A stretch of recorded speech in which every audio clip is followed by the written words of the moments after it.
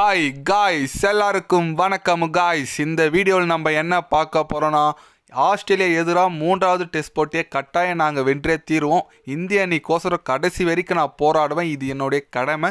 நீங்கள் வேணால் பாருங்கள், 3rd டெஸ்ட் போட்டியில் ஒரு ட்விஸ்ட் இருக்குது அப்படின்னு சொல்லிட்டு இந்திய அணி இப்போதைக்கு ஓப்பனிங்கில் கலக்கிட்டு வரும் கேஎல் ராகுல் பார்த்தீங்கன்னா இந்த 3rd டெஸ்ட் போட்டி குறித்தும் அது இல்லாமல் ஆஸ்திரேலியா அணிக்கு சவால் விடுற மாதிரி பேசியிருக்காரு. அவர் என்ன பேசினார், ஏது பேசினார் சொல்லிட்டு வீடியோ டீட்டெயில்டாக பார்க்கலாம். அதுக்கு முன்னே நீங்கள் நம்ம சேனலுக்கு புதுசாக வந்திருந்தீங்கன்னா ஒரே ஒரு சப்ஸ்கிரைப் மட்டும் பண்ணிவிட்டு வாங்க, வீடியோக்குள்ளே போகலாம்.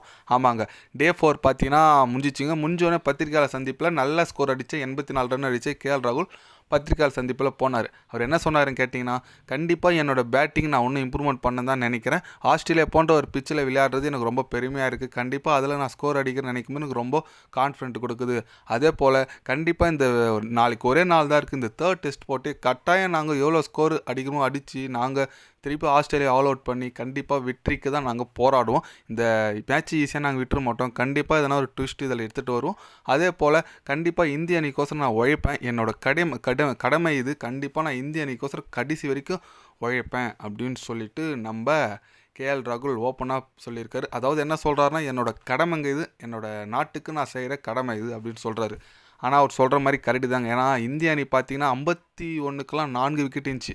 நம்ம தலைவன் கேஎல் ராகுல் தான் சூப்பராக 84 ரன் அடித்தார். இப்போ பார்த்தீங்கன்னா இந்திய அணி 251 ரன் குவிச்சிருக்காங்க 9 விக்கெட்டுக்கு. நீங்கள் சொல்லலாம் கேஎல் ராகுல் ஆனார், ஓகே, ஜடேஜா ஒரு 77 அடிச்சு. ஆனால் லாஸ்ட்டில் இந்த பொம்ராவும் ஆகாஷ் தீபம் எப்பா ஃபாலோ ஆன் பண்ணுறதுக்கு 40 ரன் தேவைங்க.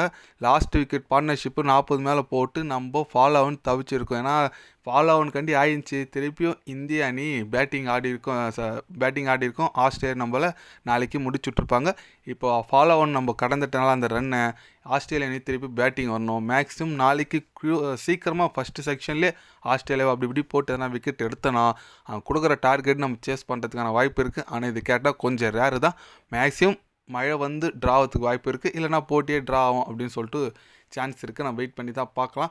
பட் நம்ம பக்கம் பும்ராங்க பவுலிங்லேயும் கலக்கிறாரு, பேட்டிங்கில் வந்து இப்போ ஆகாஷ் தீப் பும்ரா ஒரு 40 பார்ட்னர்ஷிப் போட்டிருக்காங்க. பும்ரா 10 ரன்னு, ஆகாஷ் தீப்னா அடி அடிச்சாருங்க. பேட் கமன்ஸ் ஒரு 6 அடிச்சார் பாருங்கள். கண்டிப்பாக கண்ணுக்குள்ளே நிற்குதுங்க. சரியான அடி. 27 நாட் அவுட் ஒன்னோட அவுட் ஆகல. நாளைக்கு கண்டிப்பாக 2 பேரும் கண்டினியூ பண்ணுவாங்க போட்டியை. ஆனால் ஆகாஷ் தீபோட பேட்டிங் ரொம்ப அற்புதமாக இருந்துச்சுங்க. எப்படி சொல்கிறது, ரோஹித் சர்மா கூட அந்தமாரி ஆட மாட்டுறாரு. கண்டிப்பாக ஆகாஷ் தீபம் அந்தளவுக்கு சூப்பராக ஆடினார்.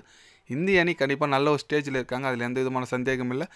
மேக்ஸிமம் போட்டி ட்ரா பண்ணாலே ஓரளவுக்கு எனக்கு போதுங்க. ஏன்னா இந்த போட்டி தோக்க வேண்டிய போட்டி ட்ரா ஆயிடுச்சுன்னா எனக்கு ஓகே தான். அப்படி ட்ரானா கூட அடுத்த வர 2 போட்டியை இந்தியா ஜெயிச்சா டெஸ்ட் சாம்பியன்ஷிப் ஃபைனலுக்கு போகிறதுக்கு வாய்ப்பு இருக்குது. நான் பொறுத்திருந்து பார்க்கலாம் இந்திய அணி எந்த மாதிரி ஒரு பெர்ஃபார்மன்ஸ் கொடுக்குறாங்கன்னு சொல்லிட்டு. நாளைக்கு போட்டி ட்ரா ஆகுமான்னு சொல்லிட்டு வெயிட் பண்ணி தான் பார்க்கணும். நீங்கள் சொல்லுங்கள், நாளைக்கு டே 1 ஒரே ஒரு நாள் தான் இருக்குது, டே 5 ஒரே நாள் தான் இருக்குது. போட்டி ட்ரா ஆகுமா இல்லை எதனா ஒரு டீம் பக்கம் வெற்றி போகுமா? உங்களோட கருத்து என்னன்னு சொல்லிட்டு கமெண்டில் சொல்லுங்கள். இது போன்ற ஸ்போர்ட்ஸ் யூஸாக தெரிஞ்சுக்கணுன்னா சேனலை சப்ஸ்கிரைப் ஐக்கான் பண்ணிக்கோங்க. கண்டிப்பாக கிரிக்கெட் பற்றி day by day channel update வரும். மறக்காமல் சப்ஸ்கிரைப் மட்டும் கொஞ்சம் பண்ணி வச்சுக்கோங்க. நன்றி, வணக்கம்.